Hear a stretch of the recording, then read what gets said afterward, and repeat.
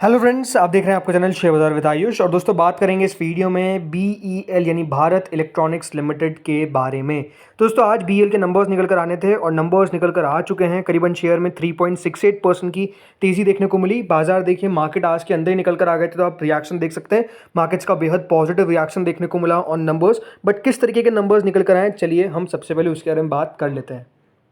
दोस्तों हम BEL के नंबर्स पे आ चुके हैं। याद रखिएगा, हम कंसोलिडेटेड रिजल्ट्स के बारे में बात करेंगे। जो फिगर्स है वो लाख में गिवन है, तो मैं आपको करोड़ में कन्वर्ट करके बोलूँगा। तो ये बात ध्यान रखिएगा कि जो भी हम फिगर के बारे में बात कर रहे हैं वो करोड़ में फिगर हम कह रहे हैं, राइट। अब चलिए शुरुआत करते हैं सबसे पहले रेवेन्यू फ्रॉम ऑपरेशन से। सो रेवेन्यू फ्रॉम ऑपरेशन कितना रहता हुआ नजर आया है कंपनी का। सो देखिए, लास्ट ईयर तक जो कंपनी का रेवेन्यू फ्रॉम ऑपरेशन था वो करीबन 3,532 करोड़ था, 3,532 करोड़ था, जो इस बार दोस्तों बढ़ते बढ़ते करीबन 4,243 करोड़ पर पहुंच चुका है। जी हाँ, तो अगर आप देखेंगे तो कंपनी के रेवेन्यू फ्रॉम ऑपरेशन में 3,532 करोड़ से बढ़कर 4,243 करोड़ तक हमको कंपनी के रेवेन्यूज़ के अंदर बढ़त देखने को मिली। तो एक अच्छी खासी बढ़त देखने को मिली।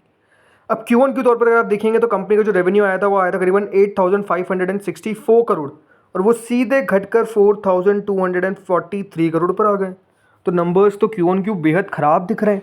अब ये बात ध्यान रखिएगा, ऐसा नहीं है कि नंबर्स को आपको देखना रहेगा किस तरीके के आते हैं। हमेशा ये बात ध्यान रखिएगा, जो BEL के नंबर्स है उसमें जो फोर्थ क्वार्टर रहता है, राइट, जो मार्च का क्वार्टर रहता है, उसके बाद जैसे जून के नंबर्स निकल कर आते हैं तो वो हमेशा वीक आते हैं उसके कंपैरिजन में, बिकॉज फोर्थ क्वार्टर में कंपनी के पास ज़्यादा ऑर्डर्स रहते हैं Q1 के कंपैरिजन में। सो ये आपको ध्यान रखना है। ये जो नंबर्स है उसको हमको एनालाइज करना है on the basis of Q1, not on YOY numbers बिल्कुल आपको हमेशा देखिए कंपनी के Q4 से Q1 में ख़राब ही दिखेंगे। तो ये बात ध्यान रखिएगा, Q4 से Q1 के नंबर्स का कोई भी ज़्यादा कंपैरिजन नहीं करना है।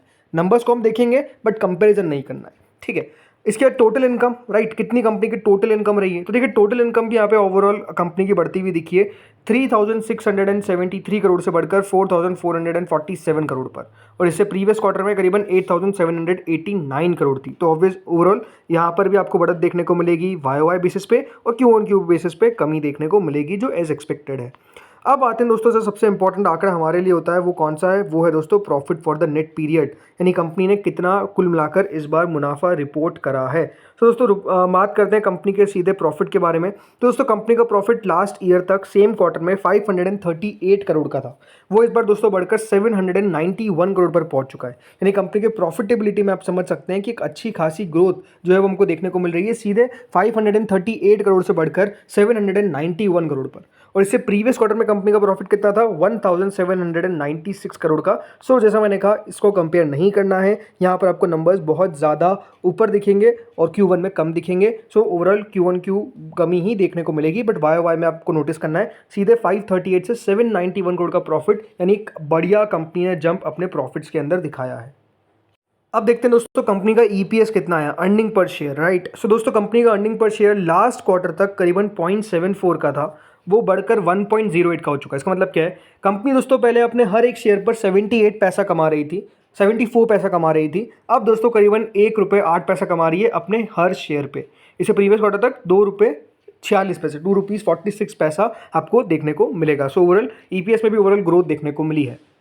सो नंबर्स किस तरीके के, नंबर्स दोस्तों इस तरीके के, कंपनी ने करीबन 46% की ग्रोथ दिखाई है अपने प्रॉफिट आफ्टर टैक्स के अंदर। ये साफ साफ देखिए कंपनी ने कहा है, जो हम देख भी सकते हैं। इसके अलावा दोस्तों BEL ने साफ साफ कहा है कि उन्होंने कुल मिलाकर एक टर्नओवर जो है वो करीबन 4,105 करोड़ का रिपोर्ट किया है। ऑलमोस्ट 19% की ग्रोथ देखने को मिली है कंपनी को, जो पिछले साल तक इसी क्वार्टर में 3,446 करोड़ का टर्नओवर था।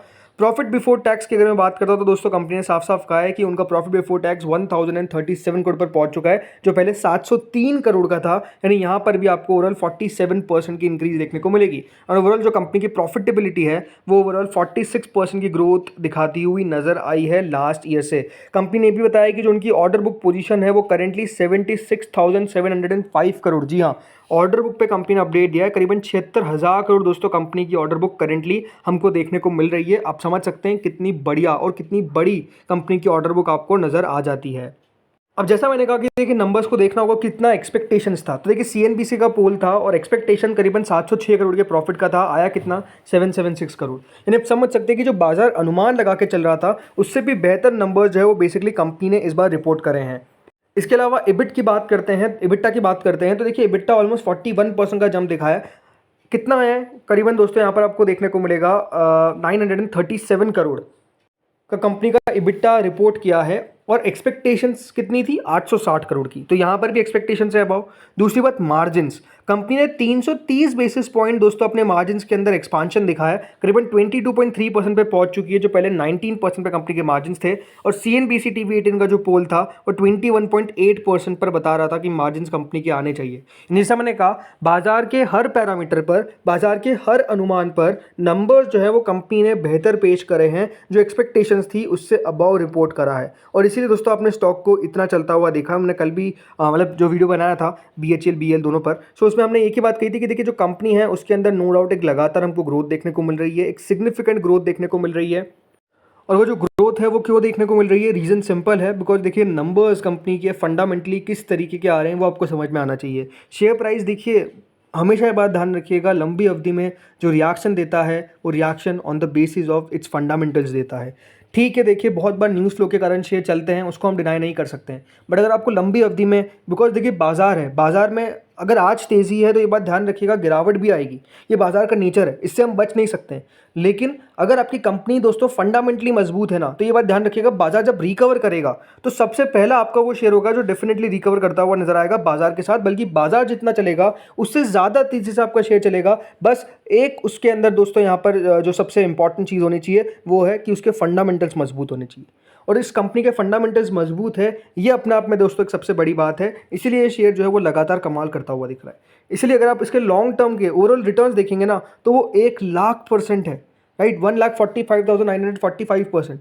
आपको बहुत ज़्यादा सरकारी कंपनी ऐसी नहीं मिलेगी जिसने कंसिस्टेंटली इतना पैसा बनाया है। इसने कंसिस्टेंटली इतना पैसा बनाया है उन निवेशकों का जिन्होंने इस कंपनी पर विश्वास रखा, जिन्होंने इस कंपनी के अंदर अपना पैसा रखा और लंबी अवधि के लिए छोड़ दिया, ज़्यादा सोचा नहीं, बिकॉज कंपनी फंडामेंटली लगातार बढ़िया कर रही है। डिफेंस जो कंपनी है नो डाउट लगातार ग्रोथ कर रही है। इसलिए दोस्तों अभी भी अगर आप देखेंगे 4% बढ़ा हुआ है एक महीने के अंदर, 6 महीने में आप रिटर्न देखिए 68% के।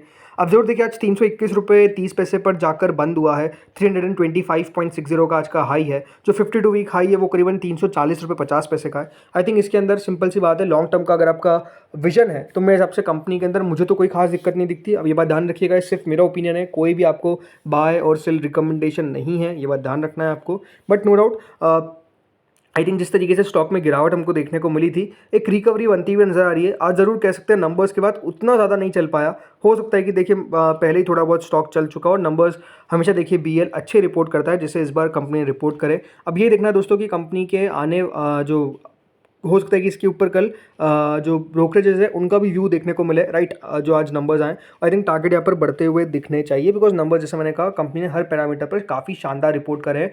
आई थिंक जब तक दोस्तों शेयर 315 रुपये के ऊपर टिका रहेगा तब तक कोई इशू नहीं है। वैसे तो देखिए 300 रुपये भी स्ट्रॉन्ग सपोर्ट है। मेरे हिसाब से देखिए नेक्स्ट हर्डल इसके लिए 325 जो आज का हाई है वो तो है ही है, लेकिन 340 रुपये की एक ऐसी जोन है जो डेफिनेटली थोड़ी सी कंजेशन जोन है, जहाँ पर आपको सप्लाई देखने को मिलती है किसकी, सेलर्स की, राइट। तो ये लेवल को अगर एक बार क्रॉस कर देगा तो नो डाउट 350 के टूवर्ड्स ही मूव कर जाएगा, कोई बहुत बड़ी बात नहीं है।